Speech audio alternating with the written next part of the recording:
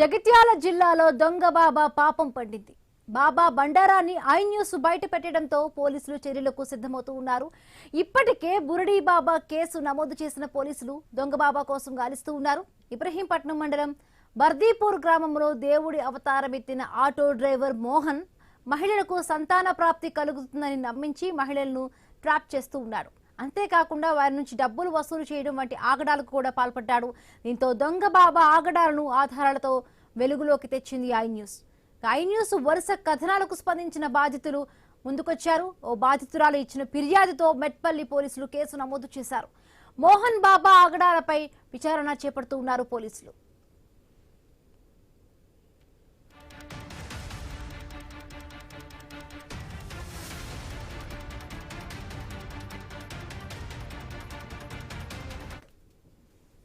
జగిత్యాల జిల్లాలో దొంగ బాబా పాపం పండింది. బాబా బండారాన్ని ఐ న్యూస్ బయట పెట్టడంతో పోలీసులు చర్యలకు సిద్ధమవుతూ ఉన్నారు. మార్నింగ్ నుంచి మనం ఐ న్యూస్ లో కూడా ఈ దొంగ బాబాకి సంబంధించి కూడా వరుసగా కథనాలు ప్రసారం చేస్తూనే ఉన్నాము. ఈ నేపథ్యంలో బాధితులంతా కూడా రియాక్ట్ అయ్యారు. పోలీసులకు కేసు పెట్టడానికి కూడా ముందుకు వచ్చారు. వాళ్ళంతా కూడా ఇప్పటికీ పోలీసులు ఈ దొంగ బాబాపై చర్యలకు సిద్ధమవుతున్నట్టుగా తెలుస్తోంది. దొంగ బాబా కోసం గాలిస్తూ ఉన్నారు. రైట్, దీనికి సంబంధించి మరిన్ని పూర్తి updates Telangana bureau chief Kiran సిద్ధంగా ఉన్నారు. కిరణ్, చూస్తున్నాం మనం మొత్తంగా కూడా మార్నింగ్ నుంచి కూడా ఐ న్యూస్ లో కూడా ప్రత్యేకంగా దీనికి సంబంధించి కూడా డ్రైవ్లు మనం చేపట్టాము. దొంగ బాబాకు సంబంధించి కూడా మాట్లాడడం జరిగింది. ఎంత మంది బాధితులు ఈయన బారిన పడి చాలా వరకు మోసాలకు గురయ్యారు. వాళ్ళందరూ కూడా ఇప్పుడు కంప్లైంట్స్ కి సిద్ధమవుతూ ఉన్నారు. పోలీసులు కూడా గాలిస్తున్నట్టుగా తెలుస్తోంది. జగిత్యాల జిల్లాలో బురడీ బాబాపై పోలీసులు కేసు నమోదు చేసినట్టు కూడా తెలుస్తా ఉంది. అయితే ఇబ్రహీంపట్నం మండలం భర్తీ గ్రామానికి చెందినటువంటి బాబా ఆటో డ్రైవర్ గా పనిచేశారు. అక్కడి నుంచి కూడా బాబా అవతారం అవుతారు. దాదాపు 10 ఏళ్ళగా కూడా ఊళ్ళో గుడి నిర్మించి అదేవిధంగా భక్తులను ఎవరైతే మహిళలు ఉంటారో, అంటే సంతానం కోసం వచ్చేటువంటి మహిళలు ఎవరైతే ఉంటారో వాళ్ళని ట్రాప్ చేయడం, భర్త లేని సమయంలో తన వద్ద అంటే తన నిర్మించినటువంటి గుడిలో ఎదిరించాలని చెప్పి వారిపై లైంగిక దాడికి పాల్పడుతున్నట్టుగా కూడా ఇటు ఆధారాలతో కూడా ఐ న్యూస్ ప్రచారం చేసింది. ఐ న్యూస్ కథనాలను సీరియస్ గా తీసుకున్నటువంటి పోలీసులు అతనిపై కూడా కేసు నమోదు చేసినట్టు కూడా తెలుస్తోంది. నిజామాబాద్, జగిత్యాల సంబంధించి మహిళలు అదేవిధంగా వివిధ రోగాలతో బాధపడే వారు ఎవరైతే ఉన్నారో వారికి సంబంధించి వాటి డబ్బు వసూలు చేయడం, లక్షలు డబ్బులు వసూలు చేసి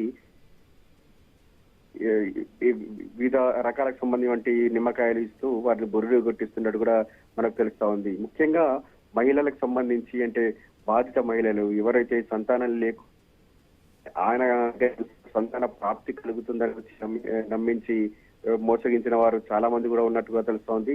ఈ ఘటనపై అంటే బాబా ఉత్సలో ఎంతమంది ఉన్నారు అంటే సెన్సిటివ్ ఇష్యూ కాబట్టి ఇటువంటి భయంతో కూడా చాలా మంది మహిళలు బయటికి రాలేకపోతున్నట్టు కూడా తెలుస్తా ఉంది.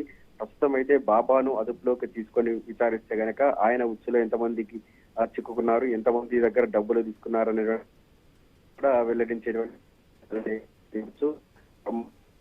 బాబా అనుచరులు ఎవరైతే ఉన్నారో మొత్తం కూడా ఇదంతా కూడా అంటే ఏదైతే మీడియాలో ఐ న్యూస్ లో కూడా అతనికి సంబంధించినటువంటి ఒక లేడీతో ఏకాంతంగానే ఉన్నటువంటి న్యూడ్ ఫోటోస్ కూడా బయటకు వచ్చినట్టు కూడా తెలుస్తా ఉంది.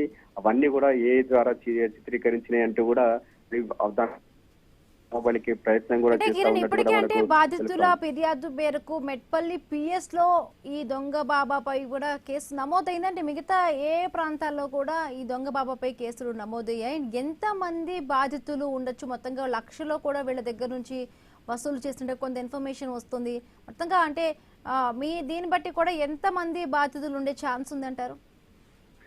బిందు ఇటు కావచ్చు, జగిత్యాల, కరీంనగర్ జిల్లాలో ఎక్కువ ఈ జిల్లాల నుంచి కూడా నా వద్దకు తను నమ్మి చాలా మంది డబ్బులు పోగొట్టుకున్నట్టు కూడా తెలుస్తా ఉంది. ముఖ్యంగా నిజామాబాద్ వేదిక సంబంధించి అక్కడ ఒక గుడి ఏర్పాటు చేయడం, అక్కడ కూడా బాబా అంటే దేవుడు అవతారం ఎత్తి అమాయక జనాలను మోసగిస్తున్నట్టు కూడా తెలుస్తా ఉంది. ముఖ్యంగా మహిళలను ట్రాప్ చేయడం, భర్త లేని సమయంలో వారిపై లైంగిక దాడి చేయడం వంటి ఘటనలకు పాల్పడ్డట్టుగా తెలుస్తా ఉంది. ఏకాంతంగా ఉన్నటువంటి సమయంలో మళ్ళీ అతను వీడియోలు తీయడం, ఆ వీడియోలు తీసి మళ్ళీ బెదిరించిన వంటి ఘటనలు కూడా పాల్పడ్డట్టు కూడా తెలుస్తా ఉంది. చాలా మంది మహిళలను ఆ విధంగా చేసినటువంటి నేపథ్యంలో ఎక్కడ పరువు పోతుందో అనేటువంటి, అంటే ఇంట్లో తెలిస్తే పరువు పోతుంది, సమాజంలో తెలిస్తే పరువు పోతుంది భయంతో మాత్రమే చాలా మంది మహిళలు బయటికి రానట్టు కూడా తెలుస్తా ఉంది. కేవలం కొంతమంది బాధితులు మాత్రం అందరే డబ్బులు తీసుకొని వివిధ రకాలకు సంబంధించిన రోగాలకు సంబంధించి బాబాని ఆశ్రయించినటువంటి లక్షలు డబ్బులు తీసుకొని మోసం చేసినటువంటి వారు కూడా కొంతమంది బయటకు వస్తున్నట్టు కూడా తెలుస్తా ఉంది. ఆ నేపథ్యంలోనే మెట్పల్లికి సంబంధించి, మెట్పల్లి పిఎస్ సంబంధించి కొంతమంది బాధితులు ఫిర్యాదు చేసినటువంటి నేపథ్యంలో వారి ఫిర్యాదు స్వీకరించినటువంటి పోలీసులు అతనిపై, బాబాపై కేసు నమోదు చేసినట్టుగా తెలుస్తా ఉంది. ఒకవేళ బాబాను పోలీసులు అదుపులోకి తీసుకుని విచారిస్తే గనక అతని మొబైల్ సంబంధించి ఎటువంటి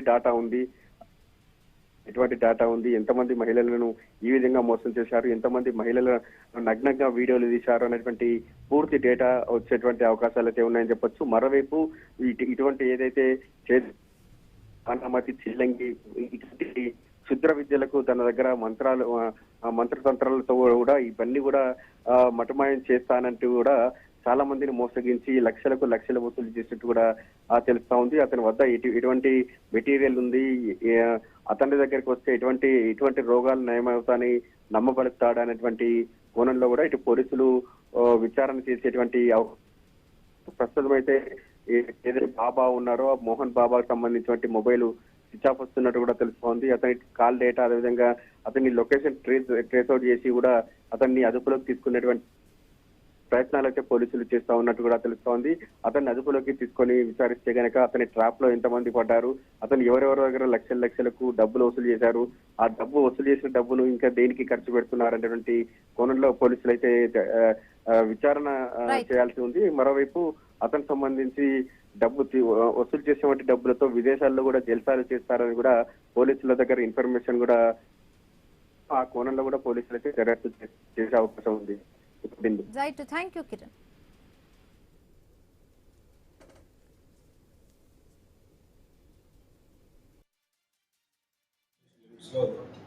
జంగిటి భార్గవి అనే మహిళ 26 ఇయర్స్ ఉంటాయి. ఆమె బర్తిపూర్, ఇబ్రహీంపట్నం మండల్ బర్తిపూర్ గ్రామంలో ఈ మోహన్ అనే వ్యక్తి శివాలయం మరియు దర్గా దగ్గర పూజలు నిర్వహిస్తూ సంతానం లేకపోతే మా దగ్గర పూజలు చేయించుకుంటే సంతానం కలిగిపిస్తాం అని చెప్పి ఈ బాధితురాల దగ్గర 40,000 అమౌంట్ తీసుకున్నాడు. బట్ మాకు ఎలాంటి పిల్లలు జరగలేదు కాబట్టి పూజల పేరుతోటి మమ్మల్ని నమ్మించి మోసం చేసి మా దగ్గర ఒక 40,000 తీసుకున్నాడు అని చెప్పేసి కంప్లైంట్ ఇవ్వడం జరిగింది. దాని మీద కేసు నమోదు చేసి దాని ఫర్దర్ ఇన్వెస్టిగేషన్ చేస్తున్నాము. దొంగ బాబాల భాగవతం బయట పెట్టడానికి మీరు ముందుకు వచ్చినందుకు హై న్యూస్ వారికి ధన్యవాదములు. చాలా మంది మహిళలు, సైన్స్ పరంగా చదువుకున్న మహిళలు చాలా మంది ఉన్నారు. ఈ దొంగ బాబాల వలలో చిక్కుకొని ఎందుకు ఇలాంటి ఉచ్చులో జీవితాలు ఖరాబ్ చేసుకుంటున్నారు. అలా కాకుండా ఇప్పుడున్న టెక్నాలజీ ప్రకారము టెస్ట్ బేబీలు కూడా వస్తున్నాయి సంతానం లేని వారికి. ఆ సంతాన సౌకర్యం కోసము మన లేడీ డాక్టర్లు మరియు ప్రతి ఊర్లో అందుబాటులో ఉన్నారు కాబట్టి ఇలాంటి దొంగ బాబాలను నమ్మకుండా ఖచ్చితంగా డాక్టర్లను సలహాలు తీసుకొని డాక్టర్లు చెప్పిన విధంగా మీరు నడుచుకుంటే సంతాన సాఫల్యం ఖచ్చితంగా జరుగుతుంది. దయచేసి ఎవరు కూడా ఇలాంటి దొంగ బాబాల ఉచ్చులో పడకుండా మీ జీవితాలను కాపాడుకోండి. ఇలాంటి దొంగ బాబాలకు కఠిన చర్యలు తీసుకోవాలి. ఇబ్రహీంపట్నంలో జరిగిన దారుణాలను, ఇలాంటి దొంగ భావాలను ఇంకెన్నాళ్ళు నవనాగరికత లోపల నమ్ముతారు మహిళలందరూ. సంతాన సాఫల్య కేంద్రాలు మనని మాతృత్వానికి దగ్గరగా చేస్తున్నాయి. ఇలా మాతృత్వానికి దగ్గర చేస్తున్నప్పుడు దొంగ బాబాలను నమ్మాల్సిన అవసరం ఏమిటి? ఈ దొంగ బాబాలు మనల్ని ప్రభుత్వపరమైన చర్యలను కఠినంగా తీసుకున్నట్లయితే ఈ ఐ న్యూస్ లాంటి న్యూస్ రిపోర్టర్స్ కి రక్షణ కల్పించి వీరిని మనము వెలుగులోకి తీసుకొచ్చినప్పుడు వాళ్ళ ధైర్యానికి ఈ దొంగ బాబాలను మటుకు కఠినంగా శిక్షించినప్పుడే ఇంకో బాబా పుట్టకుండా ఉంటాడు. ఇలాంటి బాబాలను జీవిత ఖైదీగా మార్చాలి. సంతానం కలిగిస్తామనే భ్రమలో హిందూ మహిళలని ట్రాప్ చేసి అదేవిధంగా వీడియోలు తీసి అవి వైరల్ అవ్వడం జరుగుతున్నది. ఇటువంటి చర్యలని వెనక్కి తీసిన ఐ న్యూస్ వారికి కూడా ధన్యవాదాలు. ఇటువంటివి బయటపెట్టి హిందూ సమాజాన్ని చైతన్యం చేస్తున్నటువంటి ఐ న్యూస్ వారికి ప్రత్యేక ధన్యవాదాలు. ఇటువంటి దొంగ బాబాల పైన ఖచ్చితంగా చర్యలు తీసుకోవాలని